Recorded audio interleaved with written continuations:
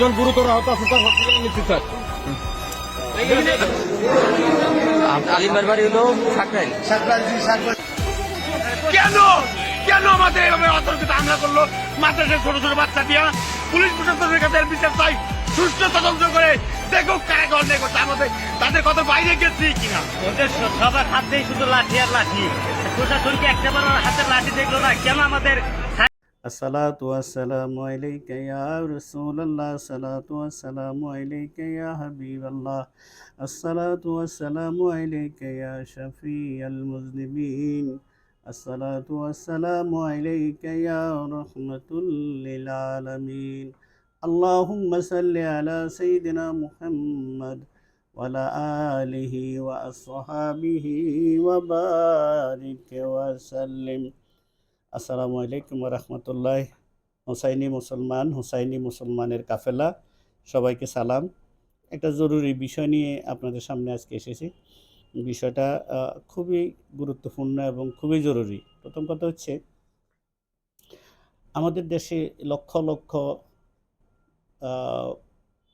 লোক, আমাদের যুবক সমাজ বেকার, মানুষের কর্মসংস্থানের আমাদের দেশের যে পরিধি, যে সেখানে কতটা আমার দেশের লোককে জব প্রোভাইড করতে পারতেছে, এটা আপনারা সকলেই জানেন। কত পার্সেন্ট লোক বেকার আছে, প্রত্যেকের ঘরের দিকে তাকান, দেখবেন যে কতজন লোক বেকার আছে। আর পৃথিবীতে সবচাইতে বড় অশান্তির মূল হইল বেকার সমস্যা। মানুষ যখন বেকার থাকে, তার যখন অর্থনৈতিক স্বাচ্ছন্দ্য না থাকে, তখন এর থেকে দুরবস্থা পৃথিবীতে আর কিছু হইতে পারে না।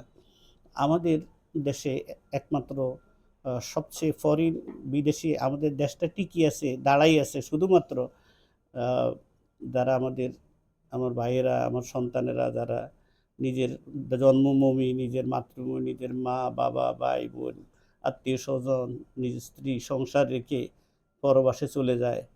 অনেক কষ্টের জীবন তারা সেই জীবনে এত কষ্ট করে আমাদের জন্য এই দেশে রিমিটেন্স পাঠায়। সেই টাকার উপরে মূলত আমাদের অর্থনীতিটা টিকে আছে। ওই টাকা যদি না আসে, তাইলে আমাদের অবস্থা যে কোথায় গিয়ে দাঁড়াবে এক আল্লাহ জানে। তো সেই শ্রমিকরা যারা আমার দেশের, আমার বাইরা যারা যায়, আমি ক্ষুদ্র নগণ্য সেই লাইনের একজন কর্মী হিসাবে আমার একটা নিবেদন নিয়ে এসেছি। আজকে বহির্বিশ্বে, সারা পৃথিবীতে আমাদের একটা ইমেজ তৈরি হয়ে যাচ্ছে যে আমরা একটা জঙ্গি দেশ। যেভাবে তৈরি হয়েছিল পাকিস্তানের, যেভাবে তৈরি হয়ে আছে আফগানিস্তানের, যেভাবে ধরেন আফগানিস্তানের পরিস্থিতি, আফগানিস্তানের অবস্থা, যে আফগানের অবস্থা যদি আপনারা যারা দেশ বিদেশে ঘুরে দেখবেন যে আফগানিস্তানের মেয়েরা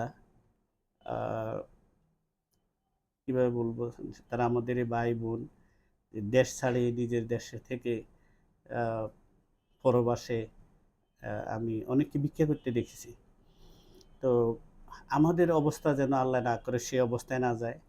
আমার এই দেশ জারি বাটিয়ালি পল্লীগীতির আমার এই দেশ শাহজালালের দেশ, শাহপরানের দেশ, শাহ ইয়েমেনের দেশ। এই সাবকন্টিনেন্টালের এই পাক ভারত উপমহাদেশে যিনি সুলতানুল হিন্দুস্তানের সুলতান, আমরা গরিবে নওয়াজের দেশ। খাজা গরিবে নওয়াজ আমাদের কাছে দিন ইসলাম নিয়ে এসছেন। আমরা হিন্দু মুসলমান বৌদ্ধ খ্রিস্টান মিলেমিশে একাকার হয়ে আমরা যুগের পর যুগ আমরা এই ভূমিতে, এই বঙ্গে, এই হিন্দুস্তানে আমরা বসবাস করে আসছি। আমাদের ভিতরে হিংসা বিদ্বেষ, মারামারি, কাটাকাটি, হানাহানি এরকম কখনো ছিল না।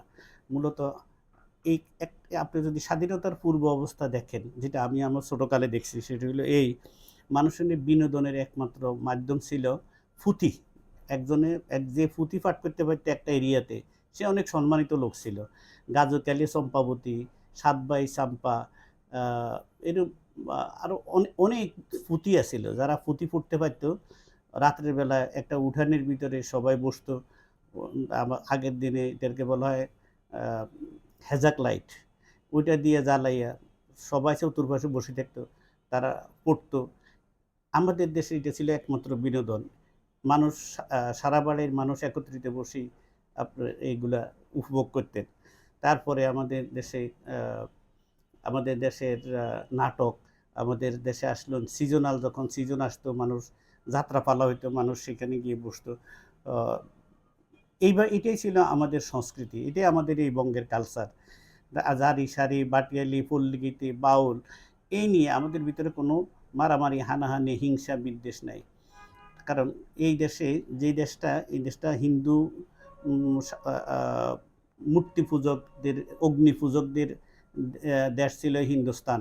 গরিব নওয়াজ যখন আসে তখন এই দেশে হিন্দুস্তানের মানুষ মরে গেছে, মরা লাশ কবর নেওয়ার সময় গান গাইয়া কবরে নিত, সুরে কবরে নিত।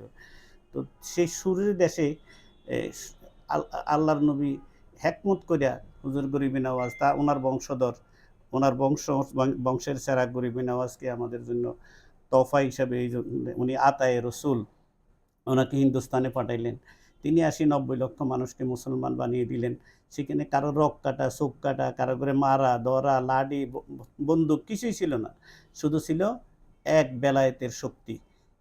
সেই শক্তিতে 90 লক্ষ কাট্টা মোশরেক, কাট্টা অগ্নিপূজক তারা মুসলমান হয়ে গেছে। শাহজালাল ইয়েমেনি আমাদের এই দেশে আসছেন, তখন গোরগোবিন্দ রাজার রাজত্ব চলছিল শ্রীহট্টে, তাদের নাম ছিল শ্রীহট্ট। তো সেখানে তিনি সুরমা নদী পার হয়ে গেলেন জানাজার উপরে বসে, 360 আলুয়া নিয়ে উনি চলে আসছেন। ওনার বাগিনা ছিলেন শাহফরান। আমাদের চট্টগ্রামে 12 আলিয়া, আমাদের হাইকোর্টের মাজারে বাগদাদ শরীফ, শাহ আলী বাগদাদি, মিরপুরে শাহ আলী বাগদাদি, উনি বাগদাদ শরীফ থেকে এই দেশে চলে এসেছেন।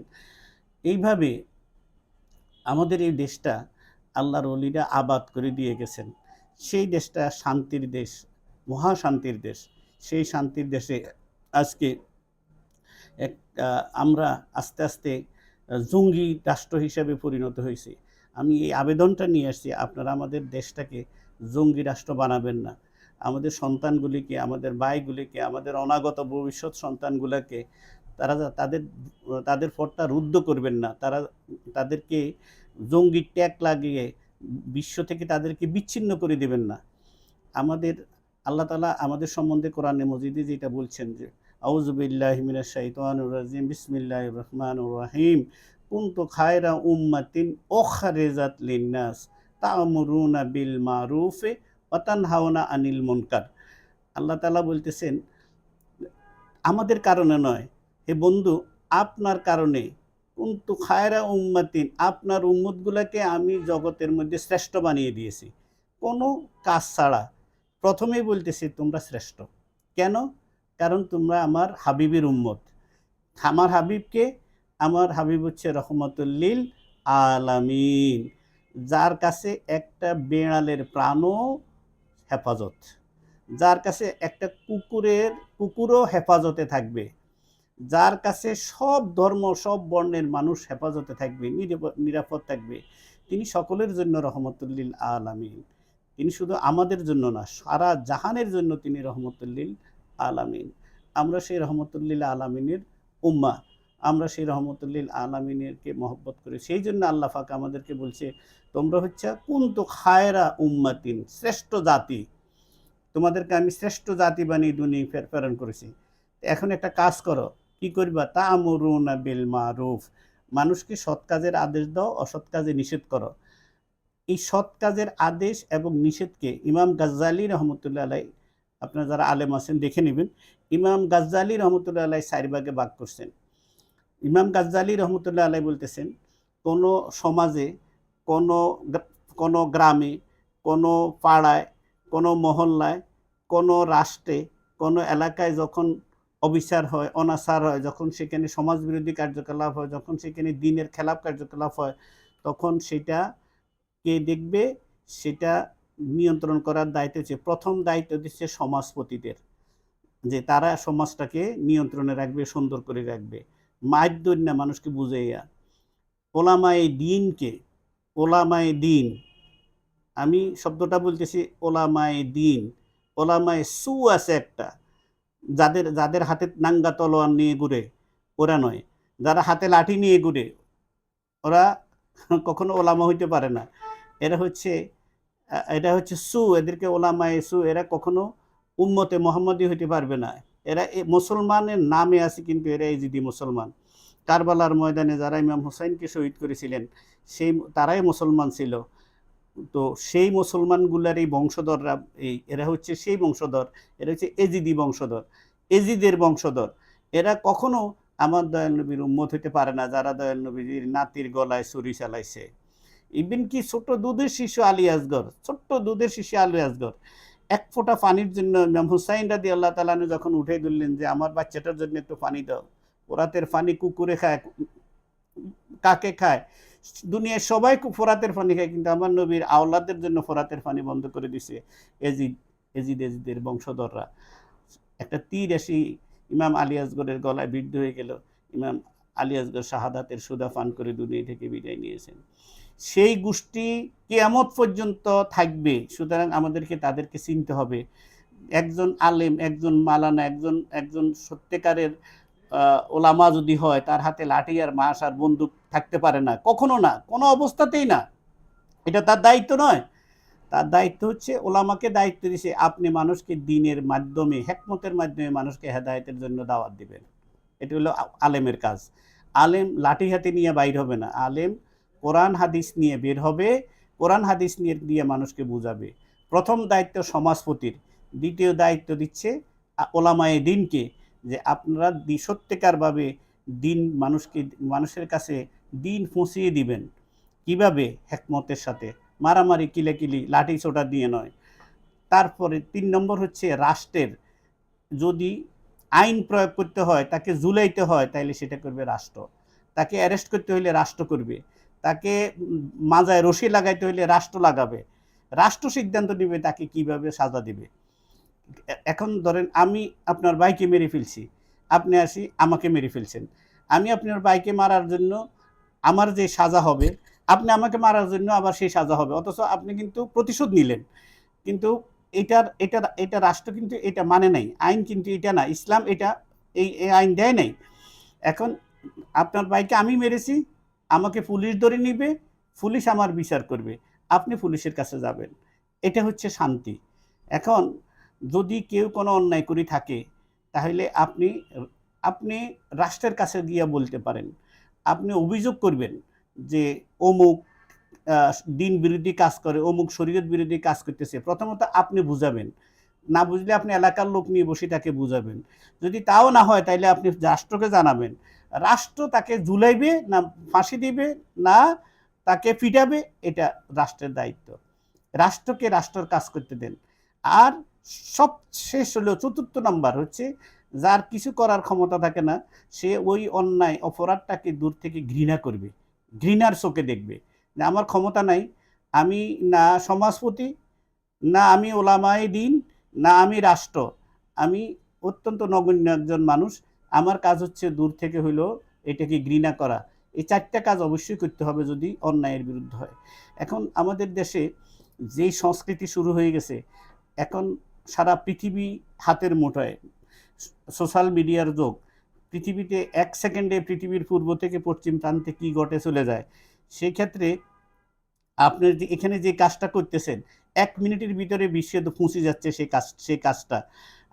আপনি মাজার ভাঙিয়ে ফেলতেছেন, আপনাকে কে অধিকার দিয়েছে মাজার ভাঙার? রাষ্ট্র কি আপনাকে হুকুম দিয়েছে মাজার ভাঙার? আপনি তো মাজার ভাঙতে পারেন না। কারণ কি? মাজার কি? মাজার হচ্ছে আল্লাহর নিদর্শন, আল্লাহ ওয়ালাদের। আপনি যে মাজার ভাঙতেছেন, আপনি যিনি মাজার ভাঙতেছেন, আপনি বা আপনার বাপ দাদা 14 পুরুষের কারো মাজার নাই। যে লোকের মাজার হয়েছে উনি ওইটার উপযুক্ত বলেই ওনার মাজার হয়েছে। আর মাজারটা কি? মাজার হচ্ছে জিয়ারতগাহ। জিয়ারতগাহ হচ্ছে যেখানে জিয়ারত করার জন্য মানুষ যেতে পারবে, গিয়ে জিয়ারত করার নিমিত্তে। যদি সেখানে পাকা করে দেওয়া হয়, সেটা কোনো অবৈধ কিছুই নয়। আপনি বলবেন কবর ফাঁকা করেন নাই, কবর ফাঁকা করা হারাম। হ্যাঁ, কবর ফাঁকা করা হারাম, ইসলামে কবর ফাঁকা করা নাই, কিন্তু কবরের কনসেপ্ট আপনি জানেন না। কবর হচ্ছে যেখানে মৃতদেহটা রাখা হয়, সেটার নাম হচ্ছে কবর। তার পাশে আপনি ইমারত গড়েন, আপনি মসজিদ বানান, আপনি সেটার পাশে দরগা বানান, আপনি সেটার পাশে সুন্দর করে মানে জিয়ারতকারীদের জন্য সুন্দর ব্যবস্থা করে দিন, এতে দোষের কিছু নাই। যদি কোনো আলেম ওলামা জন্ম নিয়ে থাকেন, মায়ের পেটে থাকেন, বলেন ইনশাল্লাহ বসতে পারেন এটা নিয়ে।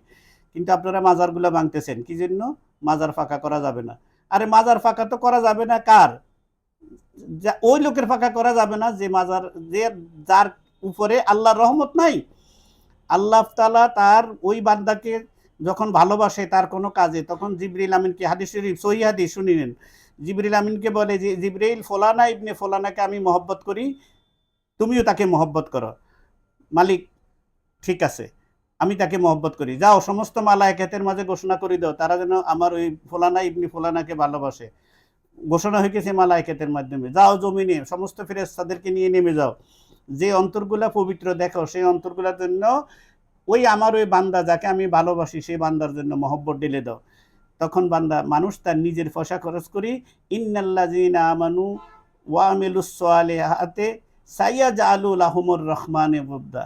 আল্লাহ কয় ওই মানুষগুলো আমি ব্যবস্থাপনা করে দিই, মানুষগুলা অন্তরে আমি তার জন্য মহব্বত পয়দা করে দিই, তখন মানুষ দূর দূরান্ত থেকে ছুটি তার কাছে চলে আসে। এই ব্যবস্থাপনা সম্পূর্ণ আমার। শাহজালাল রহমতুল্লাহের মাজারে যাওয়ার জন্য কেউ কাউকে পয়সা দেয় না, সবাই নিজের পয়সা খরচ করে যায়। আপনার চিটাগাং, আপনার আজমির শরীফে যারা যায়, সারা পৃথিবী থেকে লোক আসে, তারা কি কেউ কাউকে নেয়? সবাই নিজের টাকা দিয়ে যায়। এই ব্যবস্থাপনা সম্পূর্ণ আল্লাহর। সুতরাং ওলি আল্লাহকে মহব্বত করা এটা ইমানের অংশ বানিয়ে দিয়েছেন আল্লাহ। আল্লাহ বলতেছেন ইয়া আইয়ুহাল্লাযীনা আমানু ইত্তাকুল্লাহ ওয়া কুনু মা'আস সাদিকিন। ইমানদারকে বলছে, মুনাফিককে বলে নাই, মুশরিককে বলে নাই, পিওর ইমানওয়ালাকে বলছে ইয়া আইয়ুহাল্লাযীনা আমানু, হে ইমানওয়ালা। ইমান আগে ঠিক আছে নি, এবার বলছে ইত্তাকুল্লাহ, তাকওয়া অর্জন করো। তাকওয়া কি? আমি যা করতে নিষেধ করেছি তা করো না, যা করতে বলেছি তা করো। অকুনু মা'আস সাদিকিন, আমার বন্ধুদের সঙ্গে থাকো, সবসময় আমার বন্ধুদের সঙ্গে থাকো। আমার আল্লাহ বলতেছে যে মাইয়াত, আপনি যাকে আমি মহব্বত করি, পথ দেখাতে চাই, হেদায়েত দিতে চাই, তার জন্য আমি অলি আম